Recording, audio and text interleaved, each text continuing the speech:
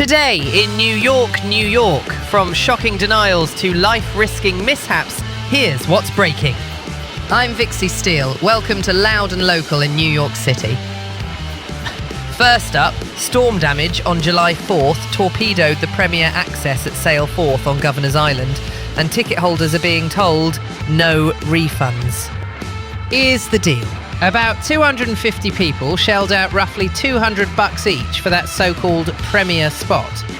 On July 3rd, a nasty storm wrecked the outdoor setup, and by July 4, that tier was cancelled, while the rest of the event carried on, and even the pricier VIP stayed intact. So the folks who paid more got less. Make it make sense. It's a small non-profit running Sail 4th 250. They're pointing to a standard no refund policy, but attendees say earlier messages hinted refunds would be possible if the viewing was axed. Some filed complaints with the State Attorney General alleging fraud. One buyer, Sarah Louise Petty, says this isn't just disappointment, it's breach of trust. And yeah, the parade pulled nearly 12 million on NBC. Good for them. But if you charged people for a premium experience you couldn't deliver, you pay them back. Honestly, denying refunds for a service you can't provide is just robbery in a raincoat. Moving on before I break something, 5th death confirmed in the Upper East Side's Legionnaires outbreak. 82 cases total. Officials tied it to Legionella lurking in 34 cooling towers across zip codes 10028, 10075 and 10128. The city moved fast. After just 2 cases, they ramped up testing and disinfection. No new diagnoses in the last 6 days, and no new symptoms in more than 10. That's the first glimmer of control. Now they're reviewing public health policies, which is code for let's finally enforce basic maintenance so people don't die from preventable bacteria. A little upkeep on cooling towers could have saved lives, but here we are. Pay the price of negligence now, or pay it later with body counts. Next up, something equally frustrating. An army veteran, Andrew Arabaka, 43, charged with federal arson after setting off fireworks and igniting a fire outside 26 Federal Plaza, the city's biggest immigration court. Investigators say he planned it for months and started buying supplies back in January. He confessed, cited anti-ICE anger, and they found a manifesto.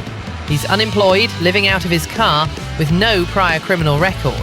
Previously diagnosed with a mental illness, he stopped his meds, and his defense is pushing for a psychiatric evaluation. Look, mental health is real, but it doesn't excuse lighting up a federal building. He's facing a mandatory minimum 7 years if convicted. This is what happens when a broken system lets people spiral until something explodes. Literally. Fix care, stop the radicalisation, and stop pretending fireworks near a courthouse are a message. It's a crime. All right, let's keep this train wreck rolling. In the Bronx, an unlicensed doctor admitted a very big mistake, and a woman is dead because of it.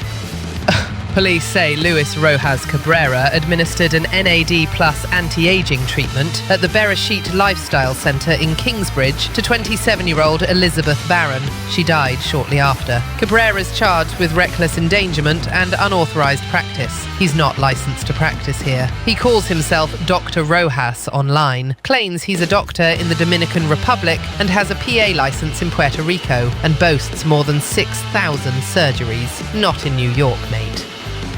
NAD Plus is a molecule your cells use for energy and DNA repair. But these anti-aging drips have limited safety evidence, and limited isn't a synonym for safe. He's out pending autopsy results, but the questions are screaming. Where's the oversight? Who's checking these clinics? And how many others are cutting corners while people chase miracle fixes? A fake doc and a fatal shot. Proof that unchecked egos and weak enforcement cost lives. This isn't wellness, it's roulette with a syringe. Last up, across the river in Jersey, a software glitch registered 6,600 non-citizens to vote, and nearly 400 actually cast ballots.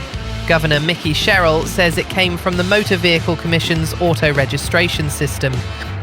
It hit Democrats, Republicans, and unaffiliated alike. The bug ran from June 2023 to June 2024 before it was fixed. And the kicker, it wasn't publicly disclosed until after the fix. And the governor says she only learned about it recently. An investigation's ongoing. There's no evidence any election got flipped by this, but the trust damage is done. Glitch or not, the system failed us.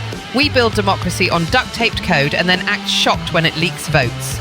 Audit the software, audit the logs, and stop pretending that a year-long error is just an oopsie. This is people's ballots, not a bloody beta test. For real, fix your damn infrastructure before the next cycle turns into a full-on clusterfuck. I'm Vixie Steele, and that's your dose of reality from Loud and Local in New York City. Go do something useful and tune in tomorrow.